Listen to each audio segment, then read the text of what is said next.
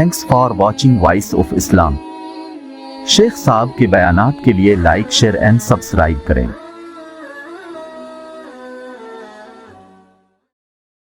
বিসমিল্লাহির রহমানির রহিম। ভারতবর্ষের মুসলিমদের যত ঐতিহ্য ছিল সব আমরা একের পর এক হারাতে চলেছি। তার একটাই কারণ, সেটা হলো এই যে আমরা সেই প্রকৃত মুসলমান হতে পারিনি, যার ফলে ভারতবর্ষের অন্যান্য সমগ্র জাতিরা পুরোপুরিভাবে বুঝে ফেলেছে যে এ মুসলমান, সেই মুসলমান আর নেই, এ মুসলমান সে মুসলমান নয়। তাইতেই আজ আমাদের প্রত্যেকটা শেয়ার, দিনের প্রতীক, আজ মসজিদ, মাদ্রাসা, খানকা, যত ইসলামের যত কিছু আছে, বিশেষ করে মসজিদ আর মাদ্রাসাগুলো আমরা হারিয়ে ফেলেছি আর ফেলছি। বাবরি মসজিদ শুধু নয়, আজ 300-350 বছর আগে তৈরি সেই মসজিদে শুধু নয়, এইরকম শত শত সহস্র হাজার মসজিদগুলো আজ বেকার হয়ে গেছে। আজ মসজিদগুলো আজ পেশাবখানা তৈরি হয়েছে, মসজিদগুলো আজ পায়খানা ঘর তৈরি হয়েছে।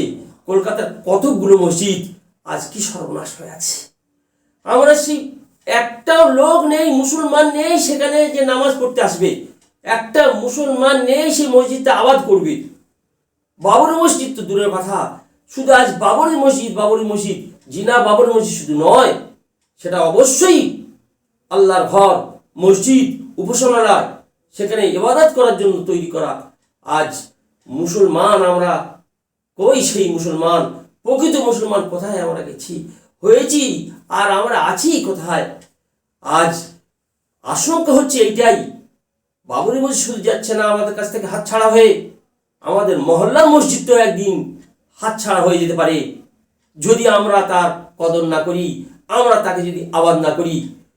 খোঁজ খবর নিয়ে যদি দেখা যায় তা আমাদের গ্রামের কয়েকটা বয়স্ক মানুষ, তারা এই শীতের সময় এসে কোনো রকমে মাগরিবের নামাজ পড়ে মসজিদে বসে থাকছে। এই গুটি কয়েক হাতে গুনে নেওয়া যাবে সেই কজন এশার আউয়াল ওয়াক্তে নামাজ পড়েই তারপরে চলে যাচ্ছে। ফজরের সময় তো কাউকে দেখতেই পাওয়া যায় না।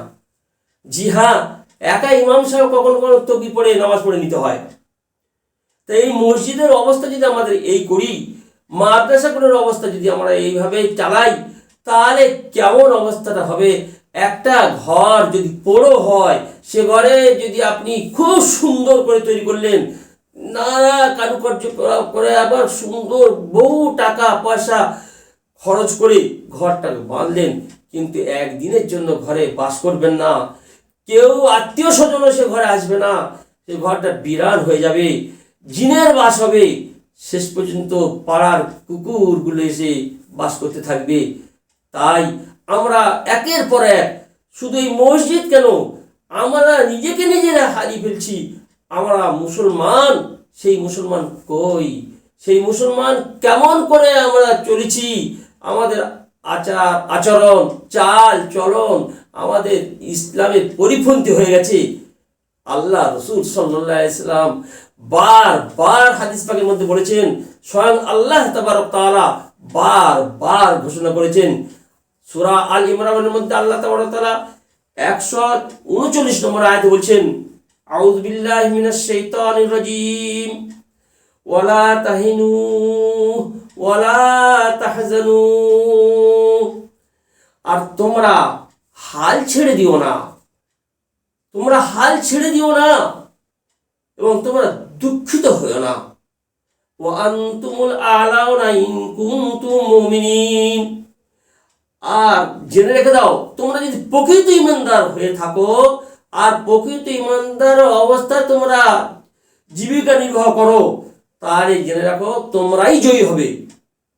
কোশ্চিন কালে তোমরা হারবে না, তোমরা জয়ী হবেই। কিন্তু আজ আমরা প্রকৃত মুসলমান আমরা কোথায়?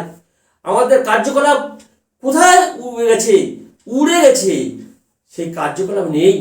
আমরা মসজিদ মুখে হতে পারি না, এখনো পর্যন্ত আমাদের মুখে দাড়ি গজালো না, আমরা যেন মেয়ে মানুষ হয়ে গেছি, আমাদের মুখে দাড়ি নেই, ইসলামের প্রতীকগুলো সব হারিয়ে ফেলেছি। শুধু অপরের দোষ দিচ্ছি, অপরেই সর্বনাশ করে দিচ্ছে। অপরের দোষ দেওয়ার আগেই নিজেদের দোষগুলোকে খোঁজা দরকার। মুসলমান আজ আমরা কোথায় আছি, কোথায় আছি একটুখানি ভাবি।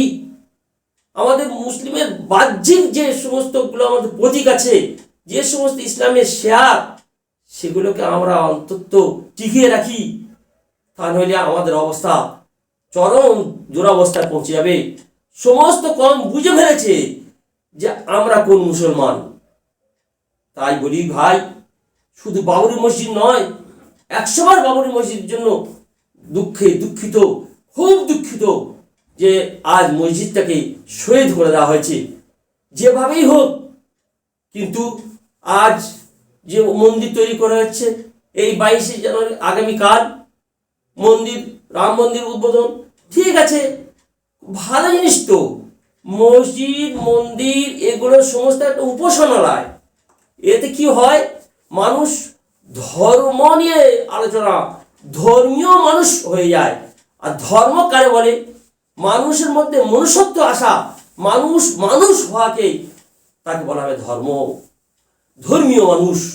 আজ মন্দিরতে নিশ্চয়ই সেখানে ভালো কাজ হবে, সেখানে কখনো সন্ত্রাসী সেইগুলো তৈরি হয় না, আর হতে পারে না। তো মসজিদে তাই, মাদ্রাসা তাই, মাদ্রাসায় কখনো সন্ত্রাস শিক্ষা দেওয়া হয় না, সন্ত্রাসী আখড়া হয় না। মাদ্রাসা, মসজিদ, খানকা, দরিজ আর মন্দির, গির্জা এগুলো সমস্ত উপাসনালয়। এগুলো আল্লাহকে এক, অদ্বিতীয়, সর্বশক্তিমান এটাকে স্বীকার করে তার কাছে নিজেদের মধ্যে কি করে প্রভু ভক্ত হওয়া যায়, কি করে আল্লাহ ভক্ত হওয়া যায়, কি করে আল্লাহর সমস্ত সংবিধানকে মানা যায়, কি করে আল্লাহর সমস্ত মানিহাত অর্থাৎ আল্লাহ পাক যেগুলোকে নিষেধ করেছেন তার থেকে কি করে বিরত থাকা যায়, তার এই স্থান, তার এই জায়গা, তার এই বৈঠক, তার এই জন্যই মসজিদ, মন্দির, খানকা, দরিজ, গির্জা, চার্চ সবগুলো তৈরি করা হয়। তাই আজ ভারতবর্ষের বুকে আগামীকাল সেই মন্দির উদ্বোধন করার জন্য আজ সমস্ত হিন্দু ভাইয়েরা তারা যে আয়োজন করেছে, কোনো অসুবিধা নাই। আমি আমার মুসলমান ভাইকে বলবো, নিশ্চয়ই তারা যে ধর্ম বিশ্বাস করে সেই ধর্ম নিয়ে তারা চলেছেন, তারা মানুষ হতে চাচ্ছেন। সেই মসজিদে এসে সবাই কেউ অমানুষ হবে না। তারা সেই মন্দিরে এসে, যেমন মসজিদ অমানুষ হয় না, তেমন মন্দিরে এসে অমানুষ হবে না। মন্দিরে এসে সেটা উপাসনালয়, এসে ঈশ্বরের উপাসনা করবে। তারা মানুষ, প্রকৃতপক্ষে মানুষ হবে। এই জন্য আল্লাহ তাআলা কোরআন শরীফের মধ্যে পরিষ্কার ঘোষণা করে দিয়েছে, যে যার ধর্ম সে তাই করুক, সমস্ত বিচার আর তার ফায়সালা আমার কাছে আছে। আল্লাহ পাক বেধর্মীদেরকে সম্বোধন করে বলেছেন তো, কুল ইয়া আইয়ুহাল কাফিরুন, সেই লাস্টে পরিষ্কার বলে দেওয়া আছে, লাকুম দীনুকুম ওয়ালিয়া দীন, তোমার ধর্মকর্ম তুমি করো, আমার ধর্মকর্ম আমি করি। তার ফল আল্লাহর কাছে পাওয়া যাবে। আল্লাহ পাক ফায়সালা করবেন কোনটা সঠিক কোনটা বিধিক, সে বিষয় আলাদা। তো মসজিদকে নিয়ে এই জন্য কোনো মুসলমানের এটা কাজ নয় যে মুসলমান সন্ত্রাস হয়ে যাবে, সে সন্ত্রাসী সৃষ্টি করবে, কোনো মুসলমান এটা করবে না। তাই আজ অপব্যাখ্যা হয়েছে। এক নারী সে বোম্বাই থেকে হেঁটে হেঁটে হেঁটে হেঁটে জয় শ্রীরাম করতে করতে, জয় শ্রীরাম করতে করতে, আর বোরকা পরে মুসলিম নারী সেজে পরিষ্কার আসছে, আর জয় শ্রীরাম স্লোগান করে হেঁটে পদযাত্রা করছে, অযোধ্যায় পৌঁছাচ্ছে। আল্লাহ তাআলা দেখিয়ে দিলেন, ধরা পড়ে গেল, মুখোশ খুলে গেল। সে একটা গায়িকা, তার অর্ধউলঙ্গ অবস্থায় সে নাচ গান করে, তাকে মুসলিম নারী সাজিয়ে বোরকা পরিয়ে দিয়ে আর জয় শ্রীরাম ধ্বনি দিয়ে আজ সেই মন্দিরে যাচ্ছে। এসব করার কি প্রয়োজন? এটা করা কোনো মুসলমানের কাজ এটা নয়। খুব মন্দির একটা কেন তৈরি করা হচ্ছে রাম মন্দির, শত শত মন্দির তৈরি করা হোক না। এই ভারতবর্ষের বুকে পশ্চিমবঙ্গে 24 পরগনার গঙ্গাসাগর মেলা, সেখানে কপিল দেবের মন্দির, কি সমালোচনা, কত লোক, কত জাতি, কত মুসলিম, হিন্দু, খ্রিস্ট, বৌদ্ধ, সমস্ত জাতি কেমন ভাবে চলছে। কোনো রকমের কোনো মুসলমানদের কোনো আপত্তি নেই, জগতের কোনো মন্দিরের জন্য কোনো মুসলমানদের কোনো আপত্তি নেই। মন্দির তৈরি করা হোক, 100 কেন 1000 হোক, 1 লক্ষ হোক, তৈরি হোক, কিন্তু ওই মুসলিমদের এই বিদ্বেষী ভাব পোষণ করা, সাম্প্রদায়িকতা সৃষ্টি করা, এই সমস্ত জিনিসগুলো কিন্তু কারোর কাছে গ্রান্টেড নয়। সবাইকেই অন্য ধরনের মনে না হবে। মন্দির খুব ভালো মন্দির, সেই তার পাশেই তো কোর্ট রায় দিয়েছে, সুপ্রিম রায় দিয়েছে যে মসজিদ তৈরি করা হবে। সাধুবাদ জানাচ্ছি, আমাদের ভারত সরকারের আইনকে শ্রদ্ধা করি আর আইনকে মাথায় তুলে রাখি। যেমন বাবরি মসজিদকে শহীদ করে দেওয়া হয়েছে, সেই মসজিদ জায়গায় অক্ষুণ্ণ রয়েছে, শুধু মসজিদ ঘরটুকু নেই।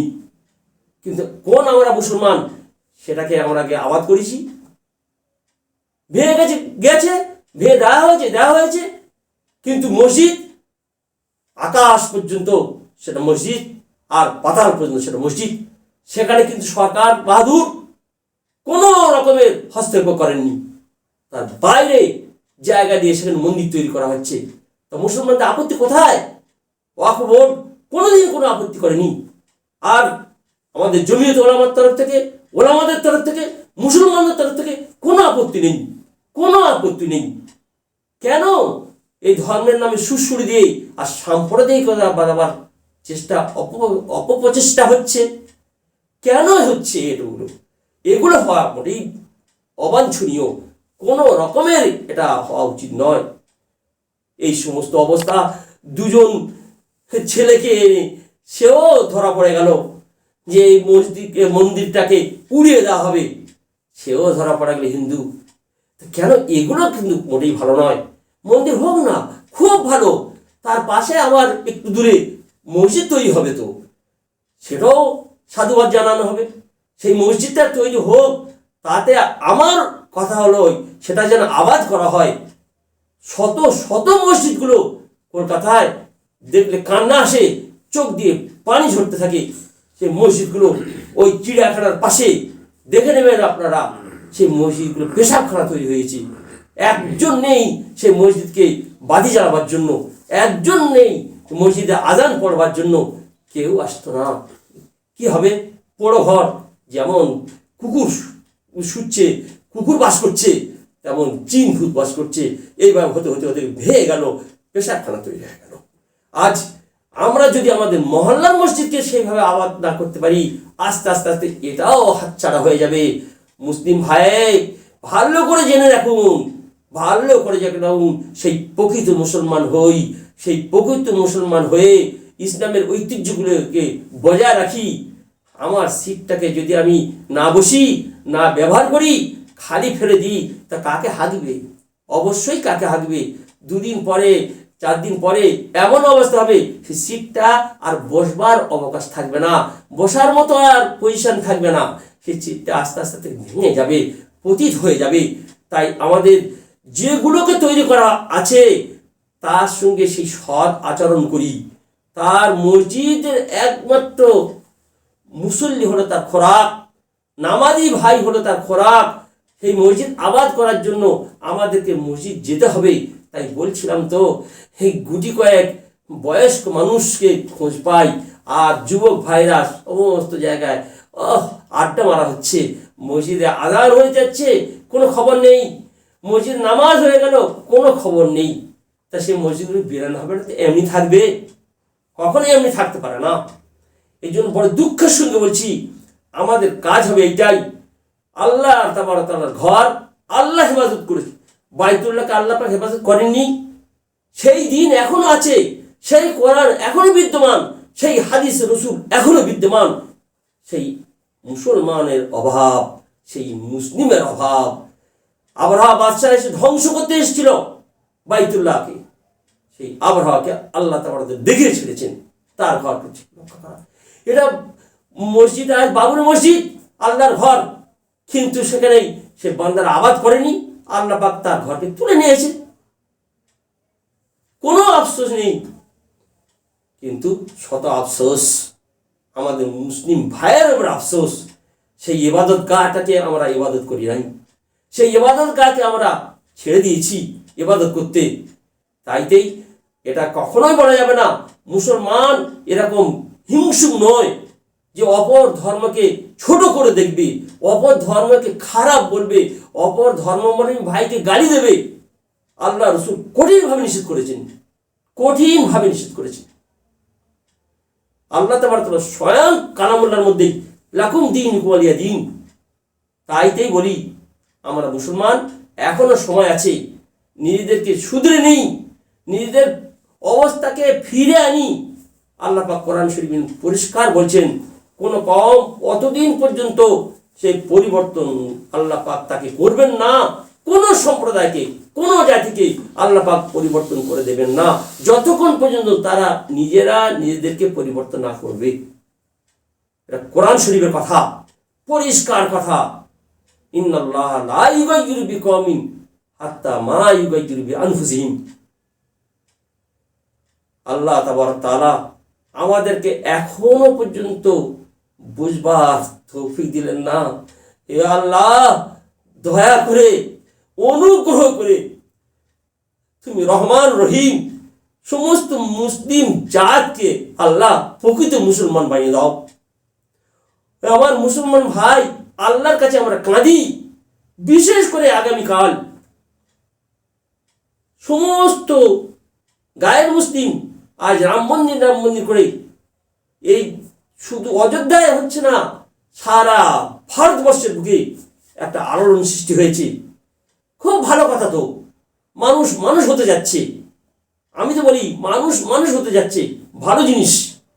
আমরা মুসলিম মুসলমান হতে যাই, আমরা মুসলিম মুসলমান হই। এই কারণেই দুটি কাজ, বেশি বেশি করে ঘরে তেলাওয়াত করা, নামাজে রত থাকা, আল্লাহর কাছে দোয়া চাওয়া।